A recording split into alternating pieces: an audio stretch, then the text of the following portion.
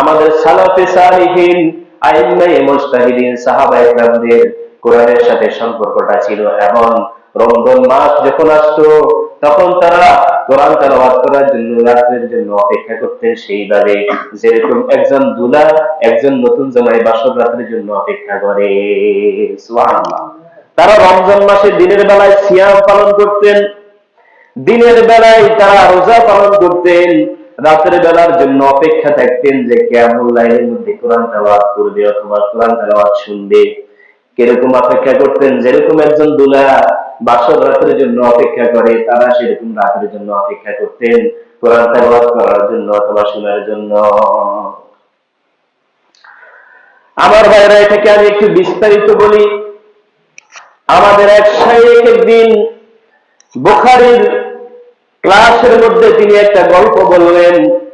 এক বাদশা ছিল, বাদশার দরবারে একজন হুজুর ছিল উজির হিসাবে। উজির একজন হুজুর ছিল, বা তার মন্ত্রী পরিষদের মধ্যে একজন হুজুর ছিল। ওই বাদশার একটা ছোট বাচ্চা ছিল। হঠাৎ করে বাচ্চা বলল, আমার হাতি লাগবে, হাতি লাগবে, এই কথা বলে কাঁদতেছে এবং হাতিটাকে একটা পাতিলের ভিতরে ঢুকানোর জন্য বলতেছে। বলেন তো, এত বড় হাতি আমি দিলে এই বাচ্চারা সরি মারিয়া নিতে পারি? আচ্ছা ঠিক আছে, হাতি না হয় দূরে আনি দিল, একটু দূরে থাকলো দেখলো, কিন্তু এই পাতিলের ভিতরে কিভাবে হাতিকে পড়বে? বাচ্চা পড়ে গেছে বেকায়দায়, কিন্তু বাচ্চার কান্না তো থামে না। বাচ্চা এখন কি করবে? বাচ্চার কান্না থামাতে পারতেছে না। তখন ওই মন্ত্রী পরিষদের হুজুর বলল, ওই মোল্লা মন্ত্রী বলল, হায় বাদশা, আপনি এত বড় বাদশা, যিনি এত বড় একটা দেশ চালান, রাষ্ট্রের বাদশা, আপনি আপনার বাচ্চার কান্নাটা পর্যন্ত থামাতে পারেন না। আপনার জায়গা যদি আমি হতাম, আজকে আপনার বাচ্চার এই আবদারটা আমি পুরা করে দিতাম। সুবহানাল্লাহ। বাদশা অনেক আশ্চর্য হয়ে গেল। কি বলে মোল্লা? একটা হাতি আনবে, আবার হাতিকে পাতিলের ভিতরে ঢুকিয়ে দিলে বাচ্চার আবদারটা পুরা হবে? এটা কি কোনোভাবে সম্ভব নাকি? তখন বাদশাহ ওই মোল্লাকে বলল, আচ্ছা ঠিক আছে, আমি মেনে নিলাম, আমি আমার বাচ্চার কান্না থামাতে পারি না, তার আবদার পুরা করতে পারি না, তুমি তার আবদারটা পুরা করে দাও, তার কান্নাটা থামিয়ে দাও। ওই মোল্লা বলল, এভাবে হবে না, আমাকে আপনার জায়গায় বসাতে হবে। সুবহানাল্লাহ।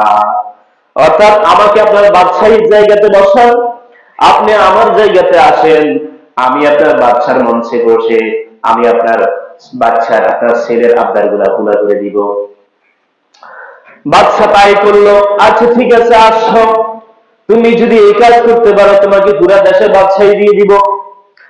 তখন ওই মোল্লা ওই বাদশার মঞ্চে বসে, মসনদে বসে, তখন এক উজিরকে বলল, যাও একটা হাতি নিয়ে আসো। বলে যাওয়ার পরে ওই বাচ্চার জন্য একটা প্লাস্টিকের হাতি নিয়ে আসছে। একটা প্লাস্টিকের হাতি নিয়ে এসে ওই পাতিলের ভিতরে ঢুকে দিচ্ছে, আর বাচ্চা ওই পাতিলের মধ্যে এরকম নাড়াচাড়া করে বাচ্চার কান্না থেমে গেছে। সুবহানাল্লাহ। তখন বাচ্চা বলল, মোল্লা এটা তো সিটিংবাজি।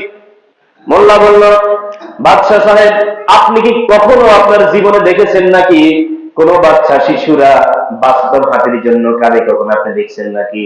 একটা বাচ্চা সবসময় খেলনার জন্যই কান্নাকাটি করে, এজন্য তার জন্য খেলনার একটা হাতি এনে আমি পাতিলের ভিতরে লুকিয়ে দিছি, বাচ্চার কান্না থেমে গেছে।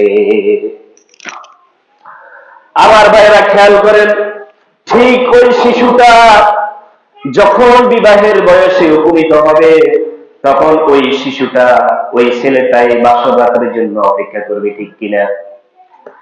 বাসর রাতের জন্য অপেক্ষা করবে, কখন তার বিবাহ হবে, কখন তার বাসর রাত আসবে। আচ্ছা ঠিক আছে, বিবাহ করছে, আজকে বাসর রাত, তাকে যদি ওই হাতিটা আনি, প্লাস্টিকের হাতিটা আনি দাও, বাসর রাতের দরজাটা বন্ধ করে দাও এবং তাকে বলো যে এটা নিয়ে খেলা করো, সে কি এটা মানবে? কখনো মানবে? ওই শিশুটাই তো, ওই ছেলেটাই তো একসময় শিশু ছিল।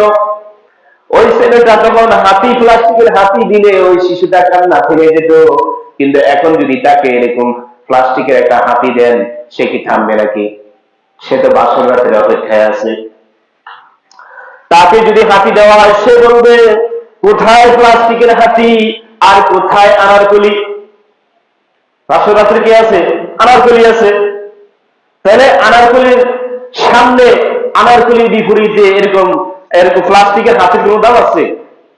আমার বন্ধুগণ, আমাদের ইমামগণ, সালাফি সালিহিনগণ, মুজতাহিদিনগণ এবং সাহাবায়ে কেরাম রমজান মাসে রাতে এরকম ভাবে অপেক্ষা করতেন কোরআন তেলাওয়াত করার জন্য, কোরআন তেলাওয়াত শোনার জন্য, যেরকম একটা নতুন দুলা এরকম বাসর রাতের জন্য অপেক্ষা করে।